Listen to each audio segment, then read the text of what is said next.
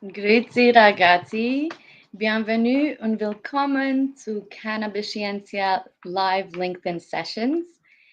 Today, I have the honor of introducing our speaker, Barbara Pastori. She is a burnout and recovery coach, burnout prevention and recovery coach. And she has also recently joined the Cannabis Scientia team to support its strategy and commercial development. Thank you so much for joining us, Barbara.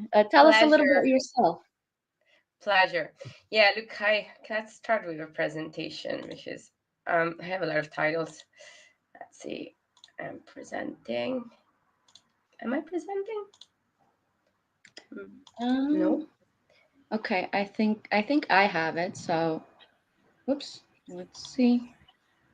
It says it Uh, should be. There we okay, go. here we go. Can you So here click we go. through it? Yes. So Okay, wonderful. I made a little slide for this because I suppose why am I presenting? Why am I burnout coach? I'm also part of a cannabis scienza team, and the reason for this is that I am a double burnout survivor. So I grew up in high pressure corporate settings. I am in the field of corporate strategy, or at least I've been for a long time. Always like high pressure consulting in various difficult industry, and up to last year I was full on with cannabis. um, but as I said, I did burn out a couple of times over my fast career, and I became very passionate about helping people understanding their psychology and their physiology, and kind of prevent chronic stress, and all a series of patterns humans tend to have and make us our life very very difficult. So my background is, for the purpose of this presentation, and transformational coaching and gestalt therapy, and I'm also in love with neuroscience and its practical applications. Now, this cycle of talks has had a lot of scientists and very technical people, so I will be pretty light on that side. But let's say we will leverage neuroscience and science-backed techniques to talk about something that to me is super important, which is the critic in our head. And this is the topic of the talk today. So we will talk about self-criticism and that voice we have in our head that's particularly harsh, that I can comfortably say everybody has. And we will kind of get to its origin and understand why it's there, where it comes from, where it lives in our brain, and what can we do about it. Because it's not as necessary as it seems. And it's important to know how to leverage our brain and neuroplasticity to move forward and feel better, be more productive, self-confident, and in general, um, healthier. So let's start. Okay, let's look at this image. It's a person at the center of a lot of bad thoughts, and there are some strong words there. I can comfortably say I have definitely talked to myself like that. I remember when I was in my 20s, and I would think about something I had said that I thought wasn't very clever, and I would just mutter while walking in the street, I am an idiot. And I've definitely heard from myself and my clients many, many times, get your beep together. You're lazy, you're just lazy, you never do anything right. You should be ashamed of what you just did. What did you say? Why did you even say that? And, you know, it might sound familiar, and I'd be surprised if it does not sound familiar. And so the good news is you're not alone. In fact, pretty much the rest of humanity is there with you. If you ever talk to yourself like that, or you had a voice that would talk to yourself like that in your head. So you're not broken, you're human.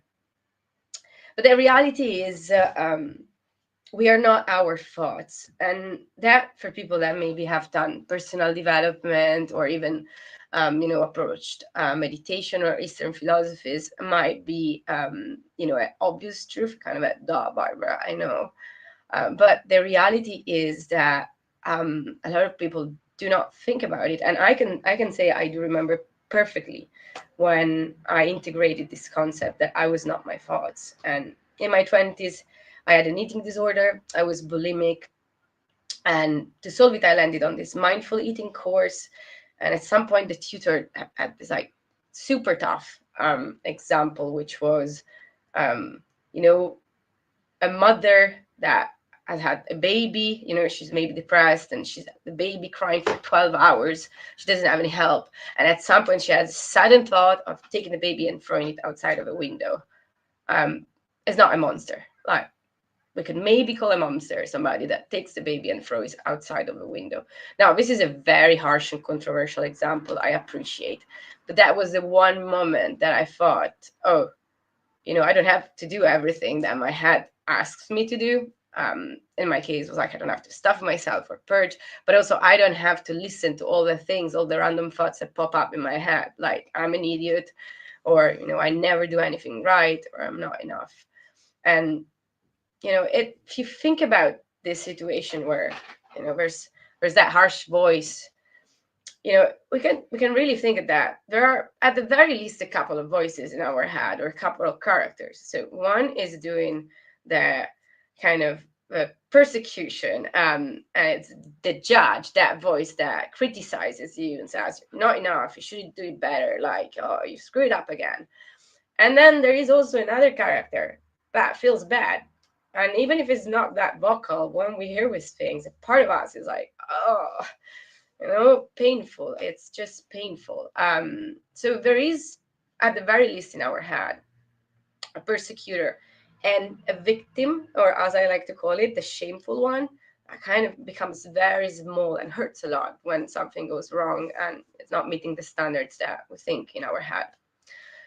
And who else is there? Well, there is, if now we're thinking about it and we can observe it, there must be kind of a third character there that when takes a second is like, oh, wow, I just said that.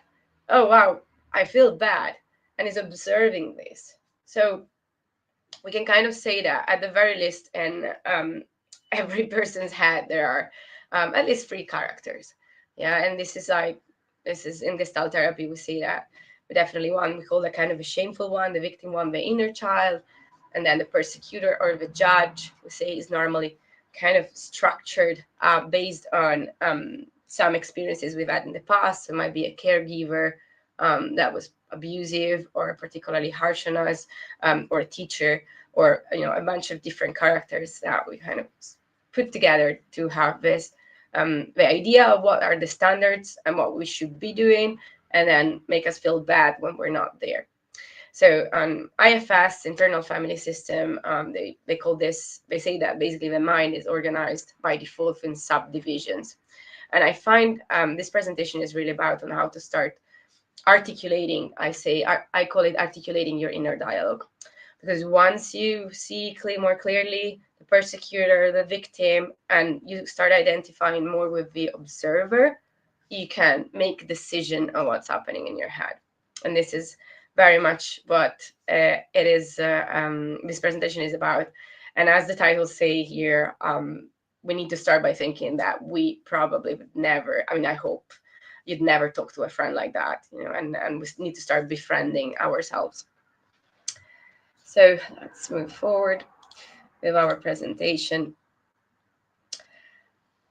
Okay, so why is there this inner critic? I think it's very interesting to understand why we have this voice in our head. And the truth is, it's very as a survival mechanism. And there is an evolutionary reason for that. I think is very much consensus on this at this point, and then a kind of historical reason in our little history, let's say, in our lifetime. So it is wired into our survival brain. What does it mean? What I just said before. It seems like the critic is kind of activated without us deciding to activate it, and we feel hurt from those words. We feel bad about what we do, kind of automatically if we want, and it's not part of our conscious mind, so it's hardly ever a deliberate fact. But if we're not trained, we tend to identify our conscious mind with a perpetrator, and we can't really separate. But actually it is a survival mechanism. So the human brain has a sort of negativity bias, I mean, let's not get very much in there, but let's say I feel very privileged. I live in a place where I'm not in constant physical danger. Um, and as much as like there are still a lot of very tough situations and people are enduring, for many people, a lot of population, we can say that not being in physical danger, especially in the Western world, is the norm at the moment. But this has been true for like not so much time, like until about a century ago. The life expectancy was basic, maybe 40 years, and it was very common to die of violent death. And even like if we go to prehistory, I mean, you can just imagine that the main problem was really surviving lions or other beasts and not starving and being part of a group. So self-criticism kind of evolved as a self-monitoring system for survival. Plainly put, and this is an oversimplification, but let's say in the wild, you can imagine that hypervigilance and being very reactive and able to kind of activate fight or flight, for example, very quickly was probably or almost certainly like going to allow you to survive longer. If first come out of a bush, happy-go-lucky, singing a song, or much more many chances that a lion gets you. This is a very much a simplification, and I hope not many people are cringing, but it's just to make us understand that there are reasons why these mechanisms are there. So it's sort of a stress-biased, a stress-based form of self-regulation, if we want. And in our personal history, well, as let's say humans are mammals and want to be part of a society, so that self-critic voice is trying to make us abide or like reach for standards that we think will allow us to stay in the society and perform well in the life of a child. This society is the family, or might be accented as some other caregivers or teachers, but basically the child benefits in a way from this self-criticism because allows to kind of avoid what the child identifies as behaviors that will create, you know, pain or rejection, basically. So it's kind of an armor that we are historically as animals, let's say, wearing um, from a past, if we're now in a physical kind of space, safe in a physical space, but it's also an armor that we build up from, as children.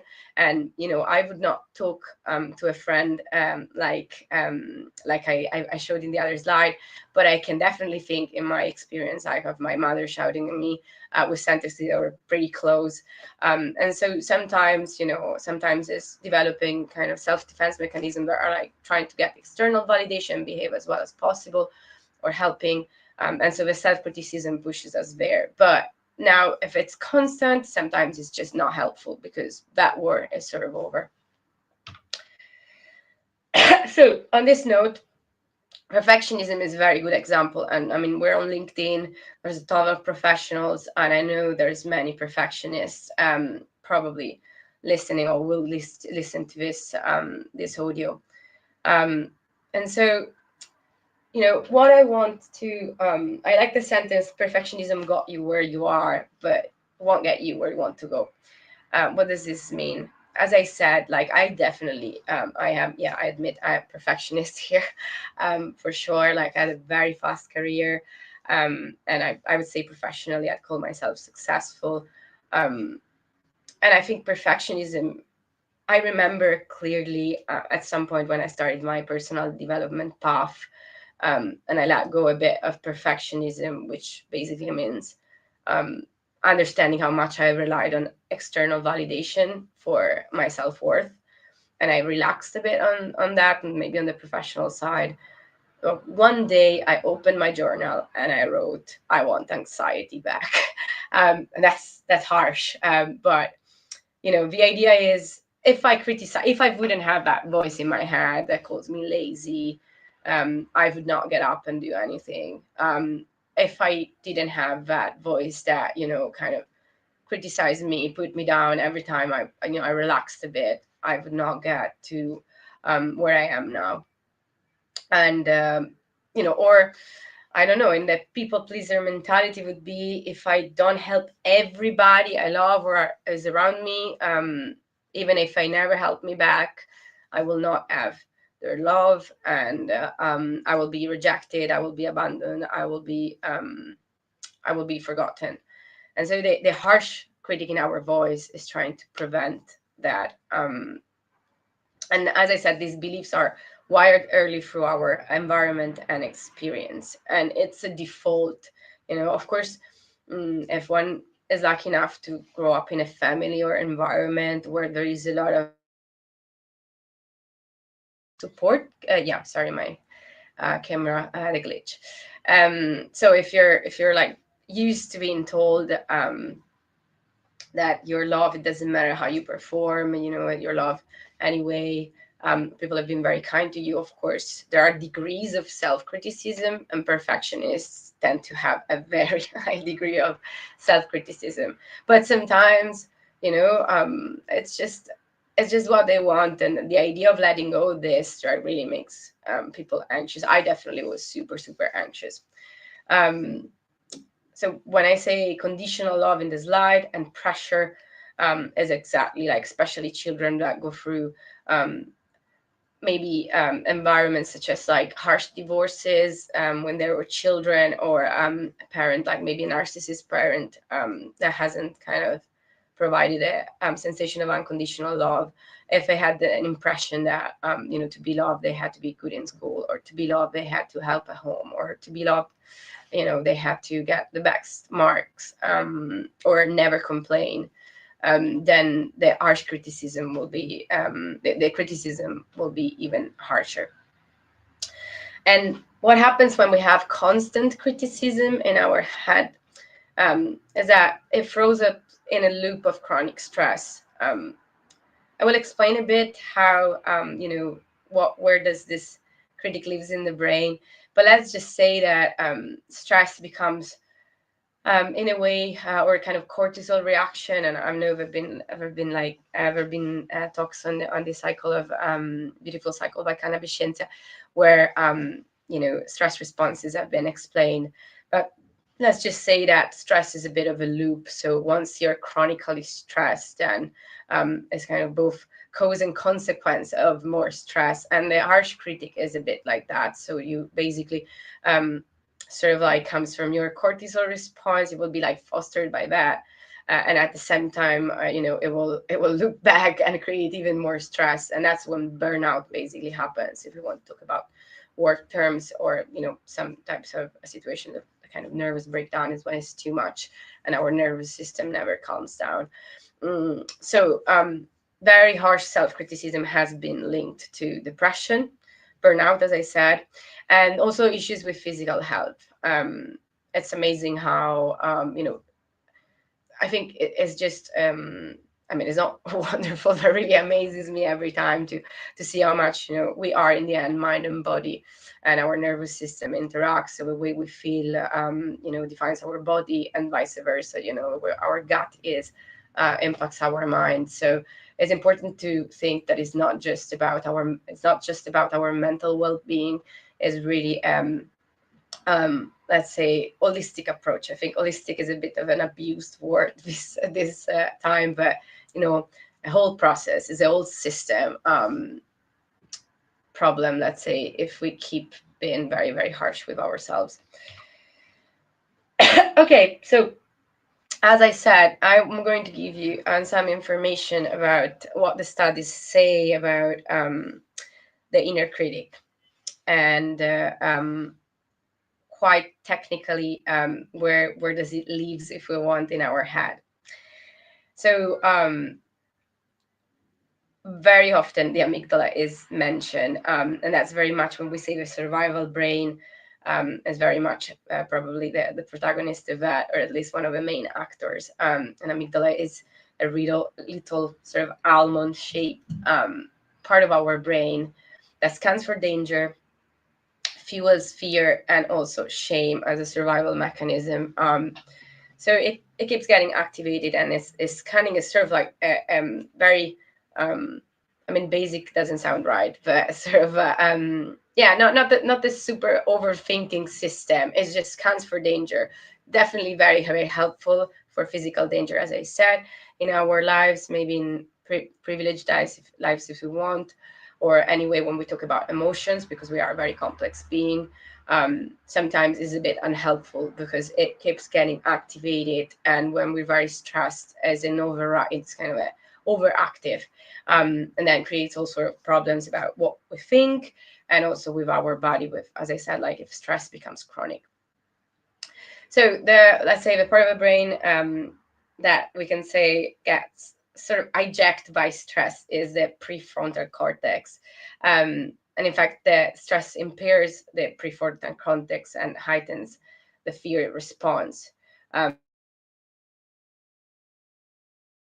TCD, especially, like we can kind of train our brain to, or like power up the prefrontal cortex ability to sort of talk back to the amygdala and say, no, no, no, it's fine, it's fine, we're not about to die, like it's okay. And at the same time, we can do, we'll talk about today how we can sort of think about or utilize exercises that are neuroscience backed to create neural paths so that, let's say, there's a bit more automation, as much as this is really not the scientific term, but in our prefrontal cortex, feeding back to the amygdala and say, calm down, calm down.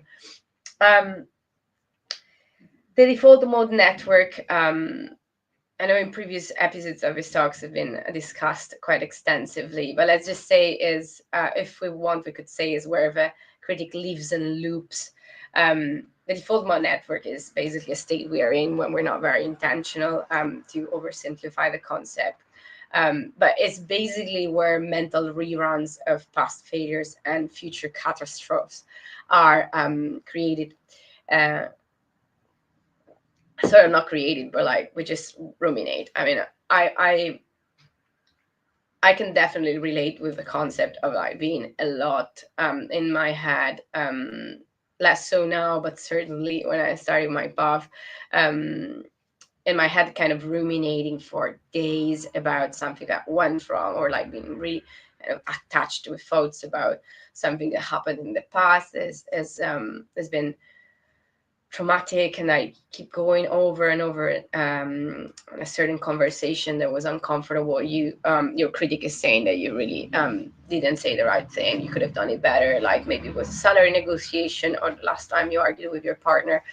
It does not really matter.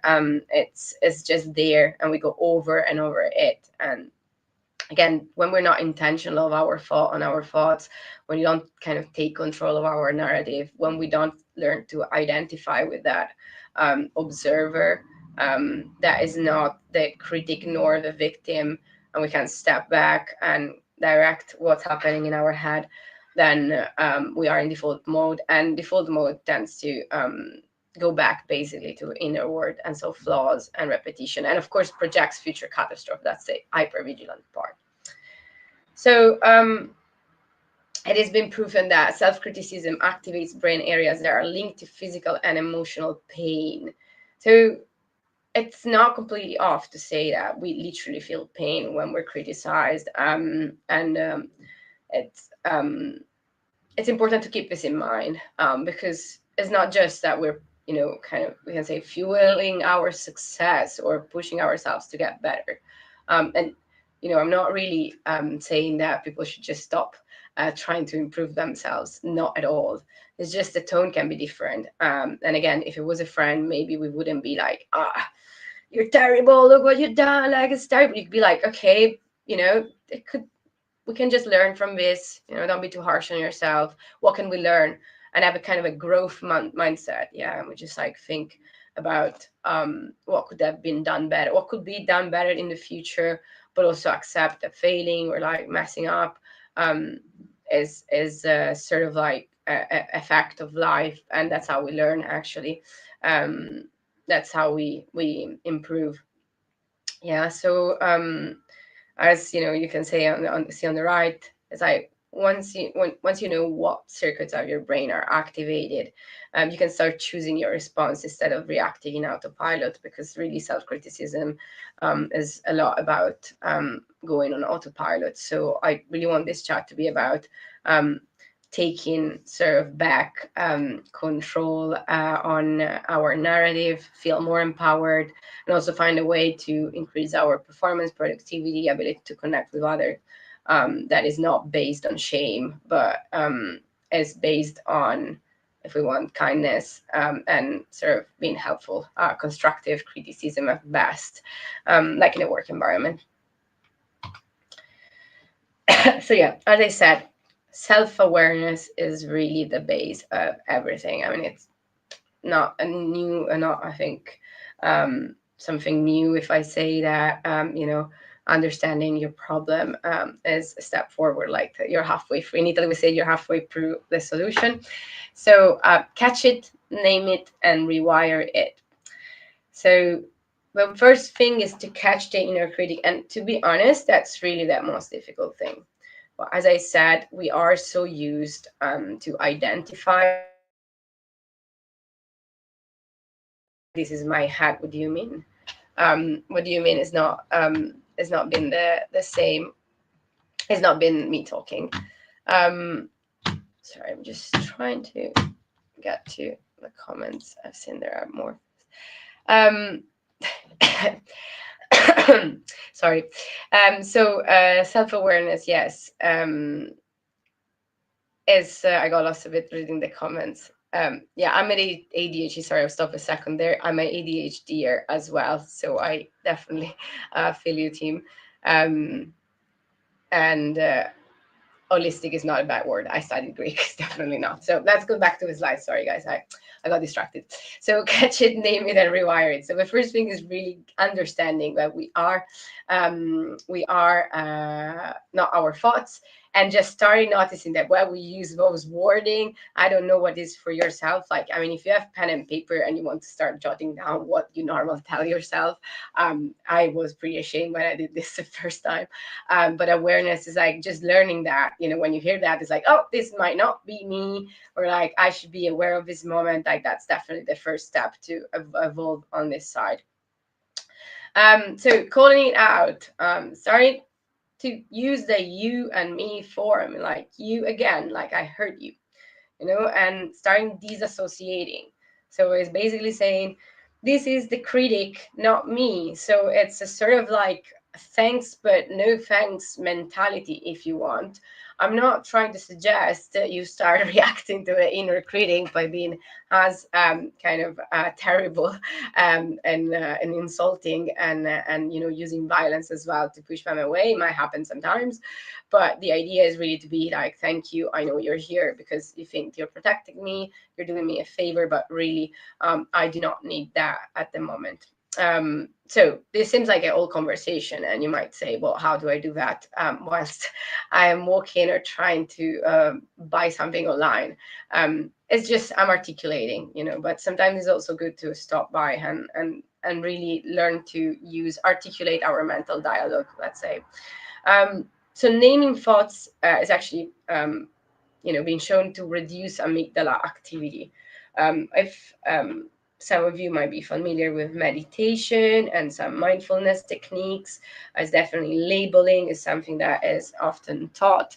And I honestly do not know where I heard this story, but I do remember many years ago somebody told me or showed me a video of an expert like in this field of sort of mental health that was starting to it was having Alzheimer or starting to have some very serious condition for which he would like lose short-term memory or like actually longer term. So at some point he found himself on this stage, and he was talking as if it was me now, and at some point it just blanked. It just didn't know why it was on stage, what was he saying, what was happening, why there was a flashlight on him, a spotlight, sorry, and what he started doing was just on the microphone, like I got mine, just like starting talking and naming the emotions he felt. It was like shame, fear, sadness. Now, this is pretty hardcore, but it does work. Like when we name it, even if it's not loud, is in our head, when we name the thoughts we have, when we say, oh, I just thought that I was a terrible person, I just thought that I wasn't good enough, it does help. It does help. So diffusion basically lowers distress and increases clarity. And so I was skeptical. I have to say, I was full on skeptical. Like everything on this topic, I was skeptical. And the next slides, where we get to self compassion, I was full on skeptical when I started this maybe 10 years ago. But I have to say, on my skin, it does make a difference. It does really make a difference. So, self awareness is really where we start, just noticing what the critic is saying. Now, the brain can change, neuroplasticity. I love this word. It is really a word of hope for me, and something that made me feel like I had some control over my life in a certain way, especially when I was burned out. Um, the neuroplasticity basically means we can learn. We can rewire our brain, not just kind of the software or the thoughts. We can literally change the hardware, the neural connections. So why is this important? Well, because if we can, if we can rewire our brain, it means that our automatic reactions, if you want, our reactive brain, our survival brain, can be sort of, doesn't need to be our automatic response. Like over time, at the beginning, is going to be catching it, naming it, and basically understanding, and just saying, oh, this is happening, etc., and then putting some effort to just rewire what we're saying, and like to note and to answer to the inner critic. But over time, as we do this, we can basically get to a situation where um, we are naturally prone to take a more positive approach. Hearing the inner voice is going to be there, the critic, but just being aware that that's not us, or training ourselves to have a growth mindset. And as I say, when something bad happens, we don't feel that our value, if a presentation goes wrong, if this presentation I'm doing goes terribly, the truth is I'm not less valuable as a human. This shouldn't touch like the sense of value I have, or all my identity, is something I do. And it can be done to kind of start learning, being like, okay, we failed this, and the truth is there's no improvement if we don't fail. Even in a way, even the scientific method, is theories that can be proven wrong, and often the improvement is by a new theory that basically says that the other one was wrong. So even in a scientific contest, like failing, or if you want being wrong, is not so bad really, as the way you catch the way to, you learn the way to get better. So how do we do neuroplasticity now? I mean, again, that could be a whole cycle of talks just on this topic. But let's say two things: repetition. The Romans used to say "repetita iuvant." Repetition benefits us, and the truth is, it really does. It's exercise. Unfortunately, it is not a super fast process. We need to be a bit patient, but also understand that it's micro actions that really change. And what we have is like consistency. And just like if you meditate, keeping or do mindfulness, like keeping going back with a focus. Even if you get distracted, just going back without engaging in self-criticism is the way we train our brain, and we create neural paths. So repetition is important. And then in this session, we're going to do a brief meditation that might help to start this process of catching the inner critic. And visualization is one of my favorites, because let's say, again, simplification, but imagine experiences, engage real brain pathways, and that has to do with the way we store memories.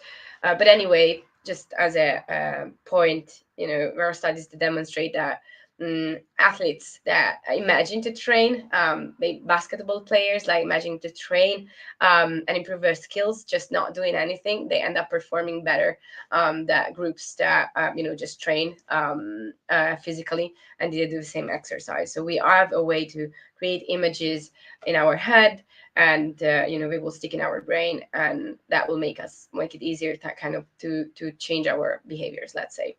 Self-affirmations are, if you heard about those, again, something I was incredibly skeptical about 10 years ago, and sounded like, just, I don't know, corny to just say I am powerful or I am great in front of a mirror. But let's say the conscious mind is not as smart, if you want, as we think. It's definitely not all controlling. It's like a little tip of an iceberg, and there are all sorts of activities we can do, both with language but also non-verbal languages, that will make a change in what we think in our head, um, without necessarily talking for hours with our therapist or best friend. Although I've done a lot of therapy in my life, so not against that. I'm just saying there are different tools.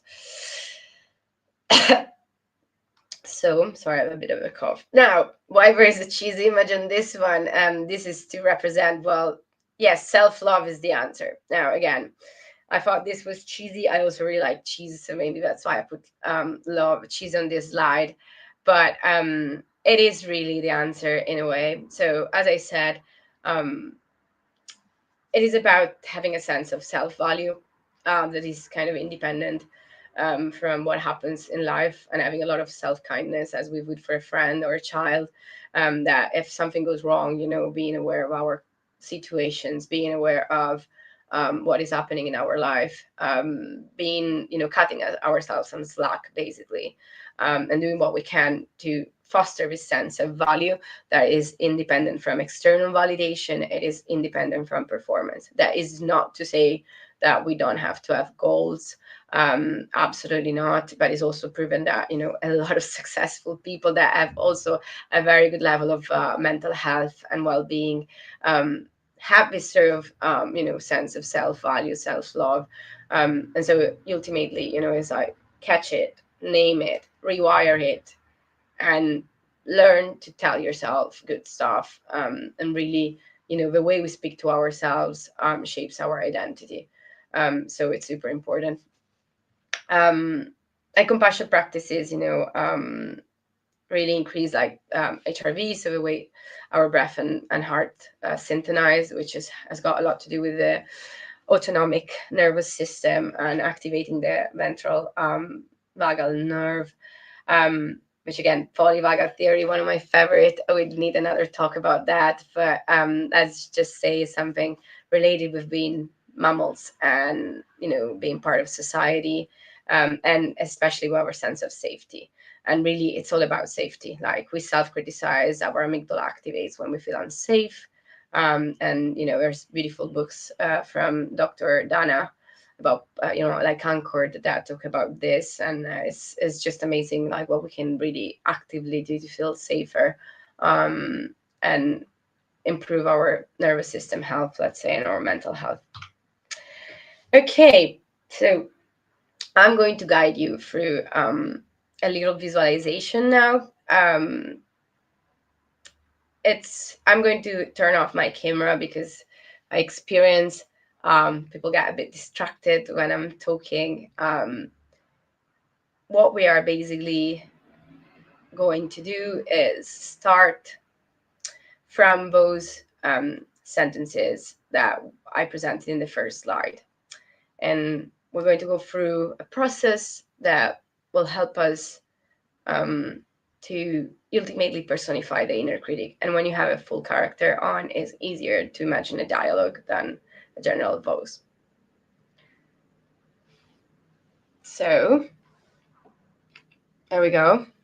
I think you can still hear me, just like covered my camera. So let's start. I would like to, if you're up for this visualization, what I would like you to do is to take a moment and close your eyes.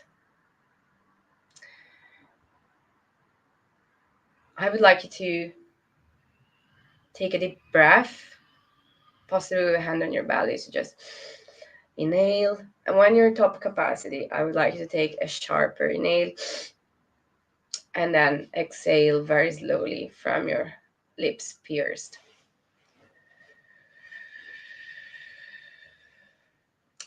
We're going to repeat this. You can go on your own time. All right, it's like inhale, fill up your belly, top capacity, sharp inhale, and then we exhale through our mouth.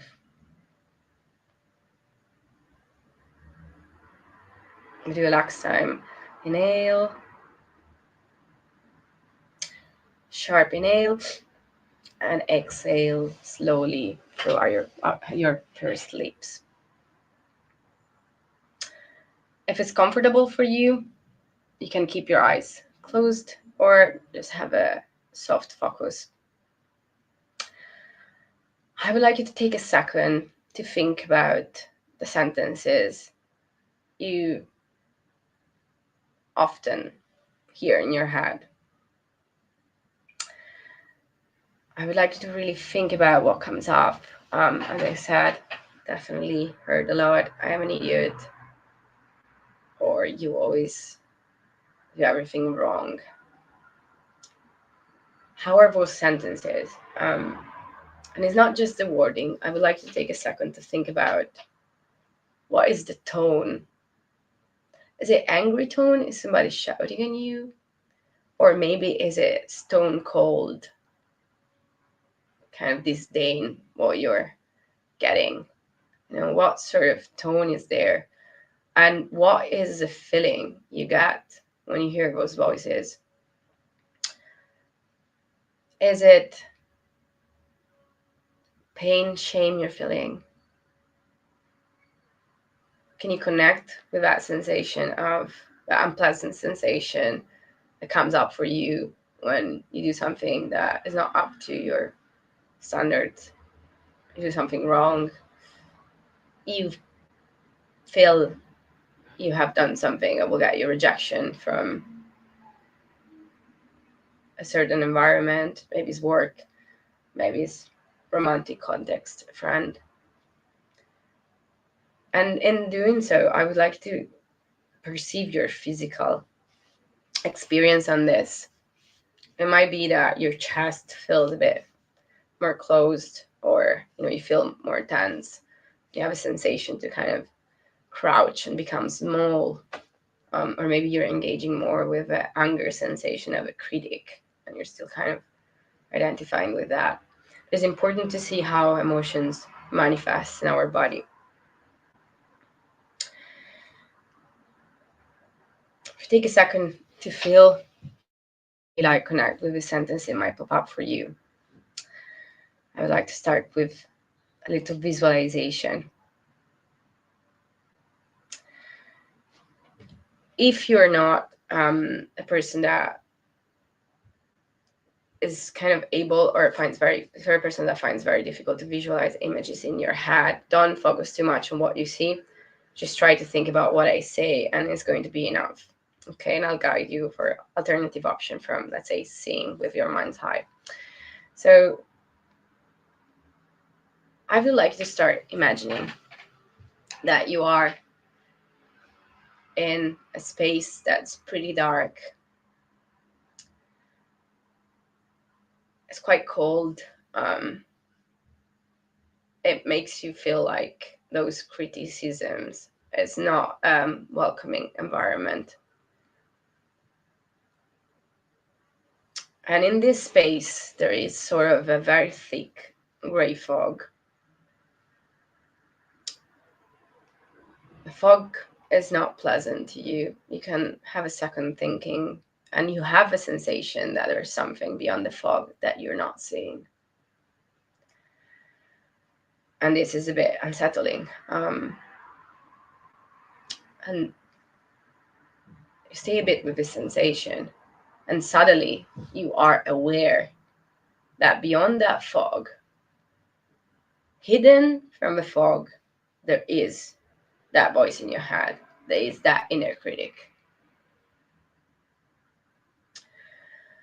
And you know how it makes you feel when it's speaking to you. You're not liking it. And you just know it's behind the fog. And you suddenly just are aware that you know them. You've always known them. And you're not going to be surprised when the fog goes away. And suddenly something changes and the fog is actually starting to disappear. And you start seeing a bit of a shadow behind the fog is becoming apparent. You know, it's just emerging, and you are aware what you're about to see is your inner critic. And now the fog is gone. And for some people, it will be something very detailed and also very surprising. And for some others, it might be a color, a shade. But you just see it there, and you just need to trust whatever came up, even if it doesn't make sense to you. But I want you to take a good look at what you see and being aware that you really know what you're witnessing and it's really always been there. And at this point, I would like you to imagine there is a sudden rush of sunlight and you are suddenly feeling incredibly strong and very powerful. And the fear you might have had of that character is just going away. And you can look at the critic and feeling stable. And you can imagine maybe that you can say, thank you for trying to protect me.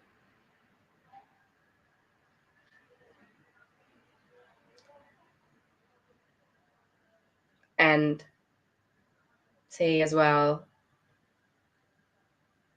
I will be in control from now on. I'll listen to your advice, but I will not be pushed around. Savor with the sensation.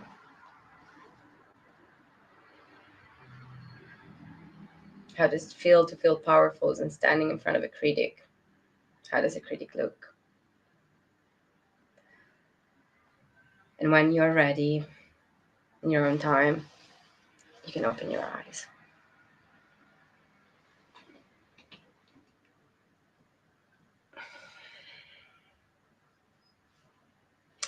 Hello, everybody. We're back. So this actually comes from yes, my training in Gestalt art therapy, and sometimes it's just I've heard in after visualization I heard a lot of clients, and I can say there's been all sorts of things that came out of this visualization. If you have pen and paper, you can sketch it now or just write it and how it looks, how it felt, even if it doesn't make any sense to you. I mean, I had somebody saying that, so the pink piglet lady from the Muppets, and I had a clown in checkered clothing, like the floor there. I heard raging green monsters with big ears and big feet, but very short, stone-hearted versions of a person. It can be really whatever. Um, and you'll have this video. You can redo this audio and really figure it out. But why is this helpful? Well, once you have a character and you know how they look, you can name them, and I strongly recommend to do that. Like I think in the Nagoski's book about burnout, the burnout cycle, they somebody talks about the mad woman in the attic, but sometimes it's good. I had a Cruella for sure. Sometimes it's good to name them, and sometimes the name just pops up, and I recommend you take whatever pops up first. Might be Paul, for example. And you start thinking about them and what do they like, what do they hate, how do they talk. The more you add details, the easier it will be to disassociate from the voice. And when the thought happens, you can just be, oh, that's Paul talking. That's the mad woman in the attic. Um, that's the little green monster. And it's just a good start to start articulating dialogue if we can. think. And if you're not a visualization person and you struggle, and especially for some neurodivergent people, that's very common, um, just stick with a color or the sensation. And if you want, you can still do kind of a mental exercises of creating a name, and it can be a bit more like a conscious process. But really don't underestimate the value of personifying your critic. And I know it's going to be awkward when you start talking back to this character, but again, neuroplasticity works on repetition, and sometimes we don't really need to be fully on board for things to work. So just trust repetition and the process, and neuroscience really. And this is it. What I said, self-talk shapes identity over time. Small daily shift, like really don't put too much pressure about yourself. Don't get started getting angry of yourself for not catching the inner critic. That's a terrible place to be. Um, Abslow, neurons that fire together wire together. So this is really to say, if you keep doing it, even if it's awkwardly, and you keep start training yourself in a growth mindset, this is really where you'll get result over time, and you can really improve pretty much any aspect of your mental well-being and even your productivity and your performance at work if you start working on your taking control of your inner narrative. Okay, so I have an ebook. I put it here. Is about overthinking spiral. It says for achieving women because that's my coaching niche, but I promise it works for men as well. And you can get it at this result. So it's very much about the inner critic and various techniques apart from this visualization that you can apply in your life, and it gives you more information about the neuroscience behind the inner critic. So that's available.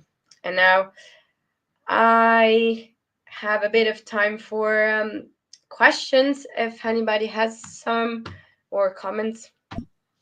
Let me open the chat. Thank Hi. you so much, Barbara. That was incredible. That was very helpful and yeah, very, very stimulating. I saw that Viola had a great comment here. She said it was very powerful for her. Does anyone else want to share what came up for them during this exercise? I'll just put Viola's message here just to see an example. For me, it was really a bit of a shade, just like a dark ghost, but it's a journey. Now I'm curious about that ghost, so I will probably seek it out again and try and talk with it, and I'll try some of the advice you gave me. And then I also just want to share an analogy that I learned when I was learning to drive.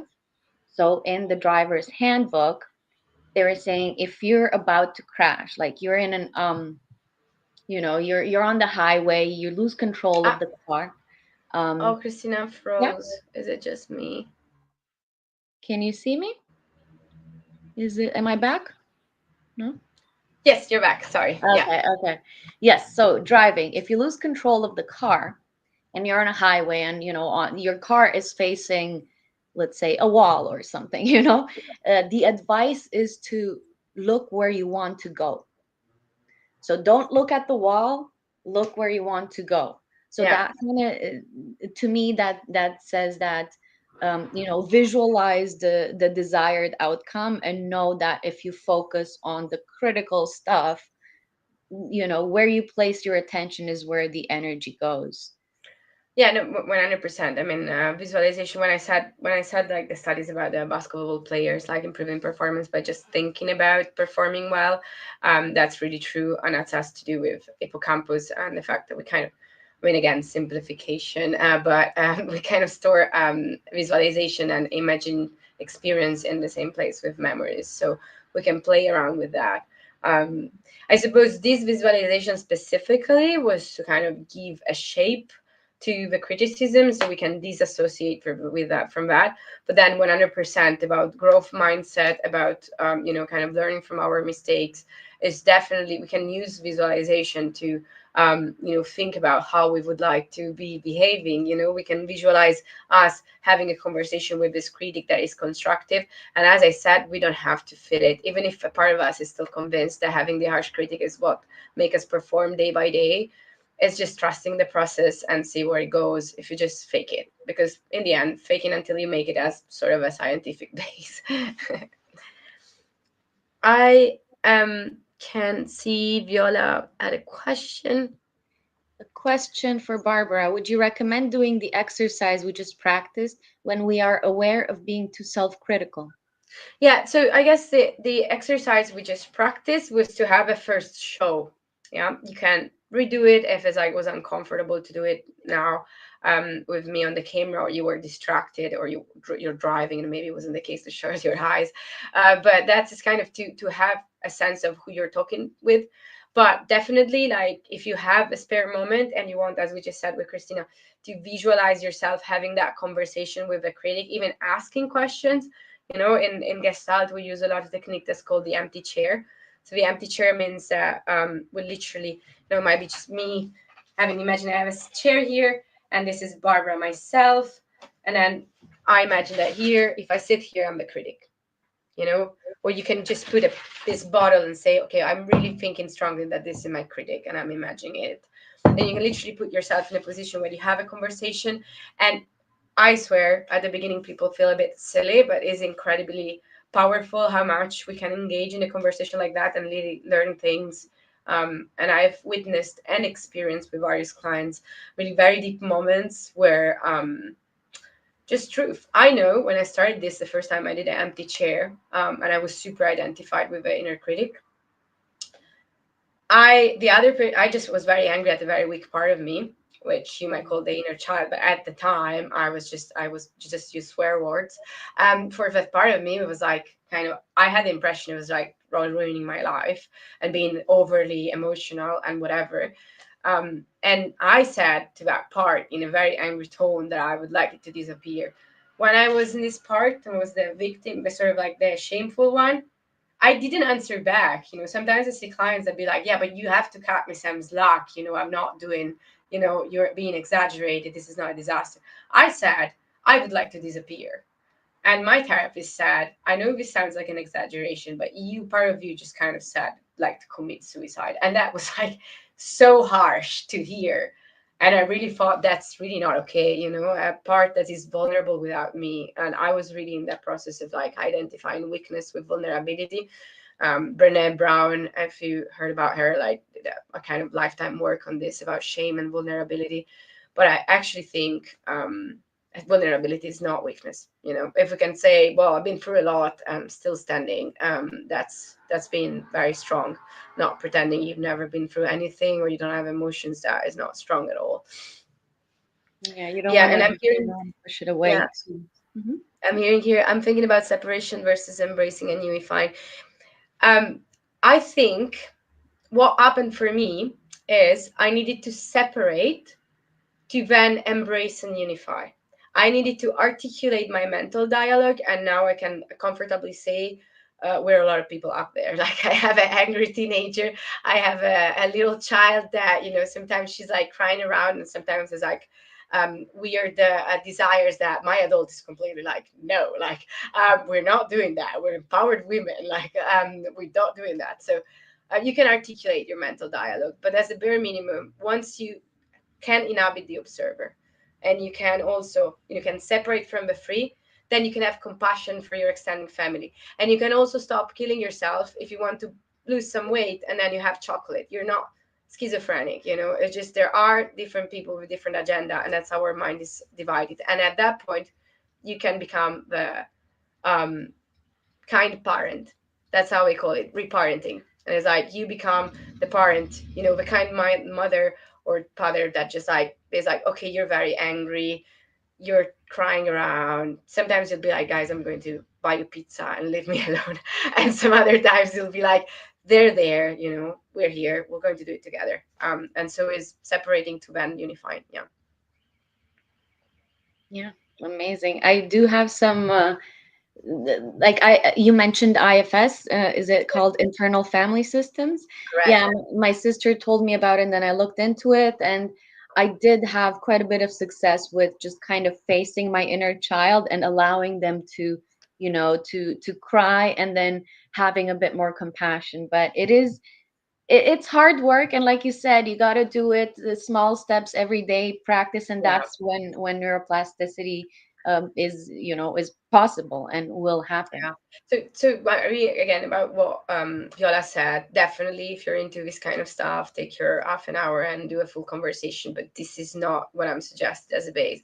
I'm just suggesting you start noticing when we have harsh voice in your head, and that's enough. If you can catch yourself once per day or once every 2 days, that's already great process. And that's just it. And IFS, I think for me is really the concept that you can articulate your mental dialogue so you don't feel as crazy and you can start like deciding. And to be honest, I mean, that's a whole different story. But let's just say there is the autonomic nervous system in our body.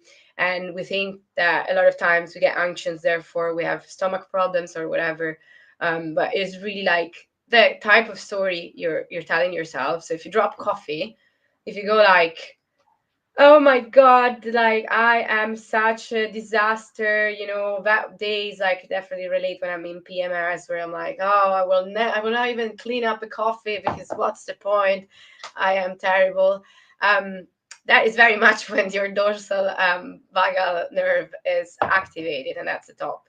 If you're like getting angry and the inner critic is being like, you are, terrible. If you only were a bit more mindful, you would not break this cup, and you're always in your head and you never do a thing right, look at you, then your sympathetic nervous system is on and cortisol is up. And, if you are objective and say, well, it's just a coffee spilled, and you also have a moment to say, well, it's fine, I can feel these emotions, but we're good, then it's probably your ventral vagal is activated and you're feeling safe with yourself and you're really inhabiting the adult. So it's a whole system story, really. Fascinating. Just make sure you don't end up throwing someone out of the house. Yeah, I mean, definitely the baby story I know is a bit harsh, but I mean, sometimes strong images like are good for that. That was my that was a moment I needed to hear something that harsh to realize that was not my thoughts. And some people are much quicker, but for me, it took a very strong image to get that done. And don't throw your inner critic out of the house either. That's what I would say. In the end, they are there to protect you.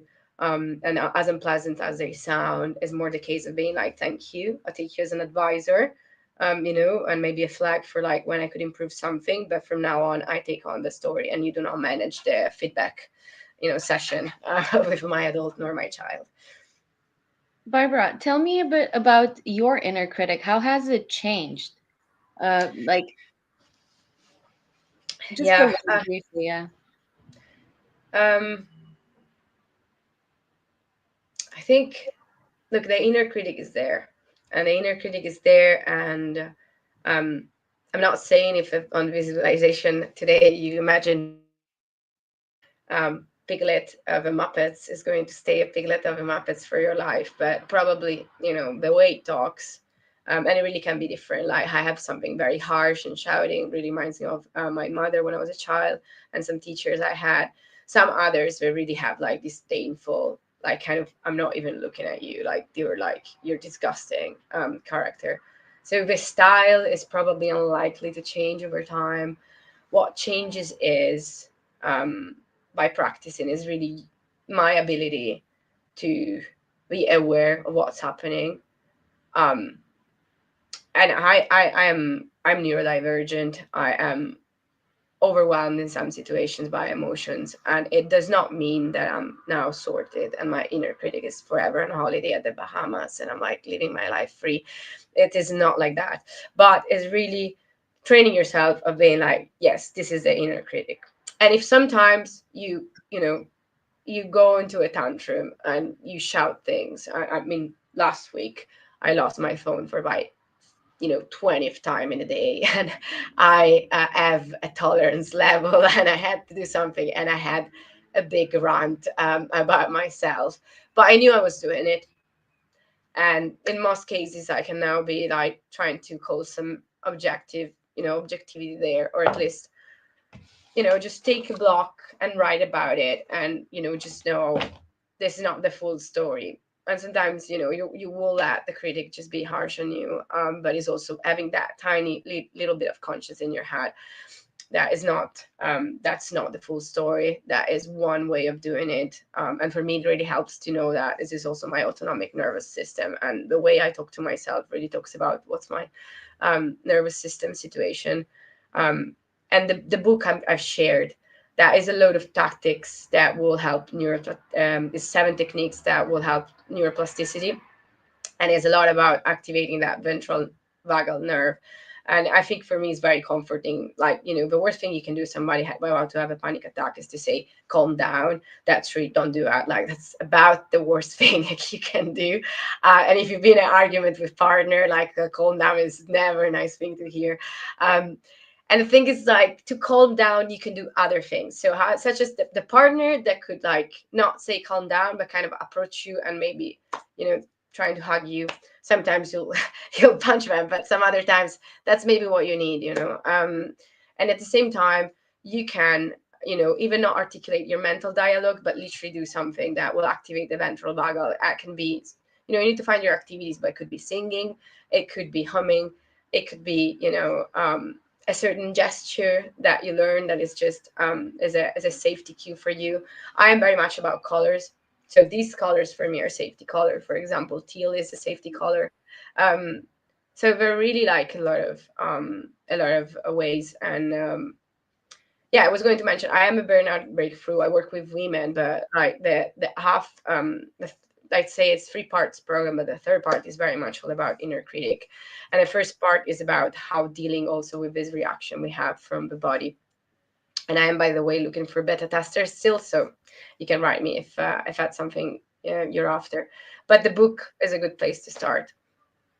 Okay, wonderful. And I just want to remind our viewers to check out our website at cannabisciencia.com, where you'll be able to find the principles of clinical cannabinology if you want to learn more about your endocannabinoid system. And then also just want to remind everyone our next session is a week from today. It's Tuesday at 5 p.m. And we'll have Viola back. And yeah, with that, I just want to thank everyone for joining us.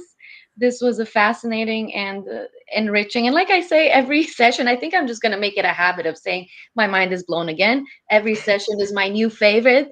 I want to dive into your books and now look up all the things you mentioned.